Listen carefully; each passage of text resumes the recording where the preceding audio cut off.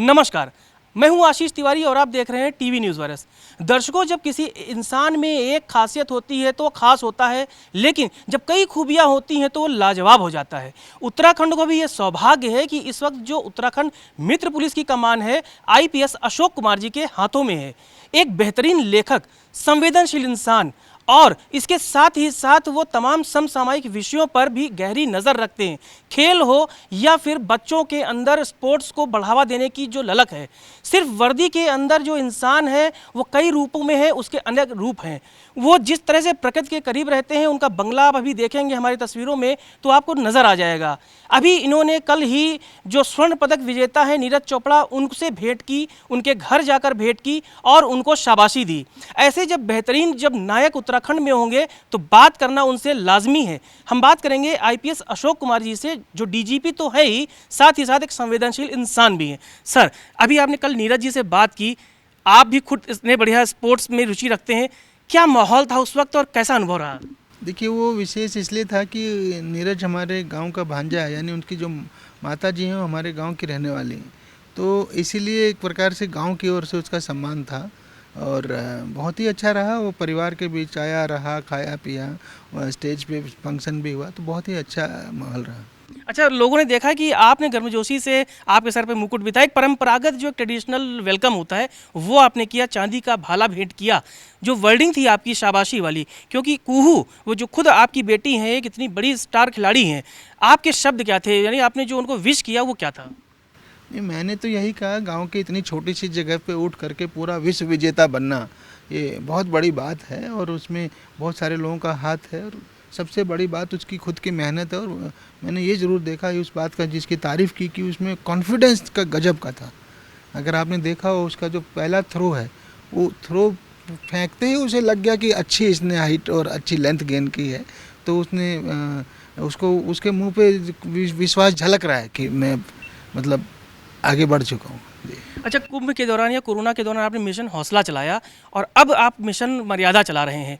जो ये मिशन चलाने की जो एक अंदर से जो एक आती है, आइडियाज़ आते हैं, इनोवेटिव आइडियाज़ होते हैं, पुलिस वालों के अंदर खास करके जो वर्दी वाले होते हैं बहुत कम होते हैं, लेकिन आप चलाते हैं, बच्चों को ड्रग्स के लिए अवेयर करते हैं, तरह तरह के कैंपेन चलाते हैं, जो तरह तरह के आइडियाज़ हैं आपके माइंड में आते हैं, उसका असर समाज पर कितना पड़ता है?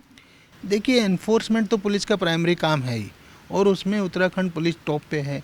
आपको पता है, देश में जो एसडीजी इंडेक्स आया है नीति आयोग का, उसमें नंबर 1 पर आई है। तो क्राइम हो, लॉ एंड ऑर्डर हो, उसमें तो हम नंबर 1 पे हैं ही, किंतु साथ ही साथ ऐसी चीज़ें जो सामाजिक सरोकारों से जुड़ी हैं उस पर भी हम फोकस करते हैं कि जहां पुलिस एक सकारात्मक भूमिका में आ सकती है, चाहे वो ड्रग्स कंट्रोल हो, चाहे साइबर क्राइम कंट्रोल हो, चाहे ट्रैफिक कंट्रोल हो, तो चाहे कोरोना कंट्रोल हो। तो कोरोना काल में हमने देखा कि लोगों को बहुत ज़रूरत थी, उनका हौसला बढ़ाने की ज़रूरत थी, उनकी हेल्प की ज़रूरत थी। लोगों को हॉस्पिटल नहीं मिल रहे थे, एम्बुलेंस नहीं मिल रही थी, दवाइयाँ नहीं मिल रही थी, ऑक्सीजन नहीं मिल रही थी, तो उस सब में पुलिस ने आगे बढ़ करके मिशन हौसला चलाया।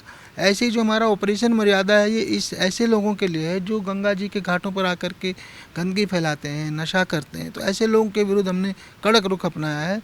या कि पर्यटक स्थलों में गंदगी फैलाते हैं तो उनके विरुद्ध कार्रवाई कर रहे हैं। तो ये थोड़े से समाज से जुड़े हुए मुद्दे हम जरूर लेते रहते हैं। समाज से जुड़ा एक मुद्दा है सर, लव जिहाद हो या कम्युनल हार्मनी हो, जिस तरह से स्टेट में आए दिन ऐसी घटनाएं हो जाती हैं, आपकी प्रायोरिटी क्या रहती है? नहीं, हमारी प्रायोरिटी साफ़ है कि किसी को भी कानून को तोड़ने नहीं दिया जाएगा और कोई हिम्मत करता है तो उसको उसकी जगह फिर जेलों के अंदर है। अच्छा, एक सवाल ये बनता है कि एक साइबर क्राइम हमारे स्टेट में धीरे धीरे बढ़ रहा है। 2 सालों में 250 के करीब आंकड़े थे, 1 साल में 450 के करीब आंकड़े हो गए। ये पुलिस के अपने आंकड़े हैं। साइबर क्राइम एक बड़ा एक चैलेंज है, उसको कैसे कंट्रोल करेंगे? क्योंकि यहाँ बड़ी तादाद ऐसी जो रिटायर्ड अधिकारी हैं, महिलाएं हैं, ऑनलाइन ट्रेडिंग करती हैं, शॉपिंग करती हैं, उसको लेके मैसेज क्या होगा और आपकी कोशिशें क्या हैं? साइबर क्राइम खाली हमारे प्रदेश में नहीं बढ़ रहा है, वो पूरे देश और पूरी दुनिया में बढ़ रहा है, क्योंकि पूरी ज़िंदगी अब ऑनलाइन होती जा रही है, तो क्राइम भी ऑनलाइन हो रहा है। तो ऐसे में जो साइबर क्राइम है उसको हमने फेस किया है, उस चुनौती को, और बहुत अच्छे से फेस किया है, बहुत अच्छे से उसको टैकल भी किया है।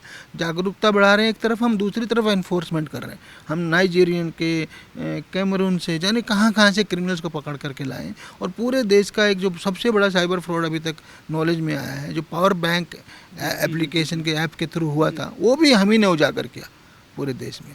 तो उत्तराखंड पुलिस को अब साइबर क्राइम के क्षेत्र में देश की बेस्ट पुलिस में से माना जाता है और हम लोग जो बेस्ट पॉसिबल जो उसमें है वो काम कर रहे हैं और आगे भी करते रहेंगे। जिस तरह से कोरोना में सर आपने काम किया और आपकी रैंकिंग बहुत अच्छी बेहतरीन बनी, पुलिस के प्रति लोगों का भरोसा बना, चैलेंजेस बढ़ते हैं क्योंकि जब तरह से आपदा आती है, डिजास्टर आता है, तो फिर सरकार आपकी तरफ जाती है, कहती है कि पुलिस जो है वो व्यवस्थाएं करेगी।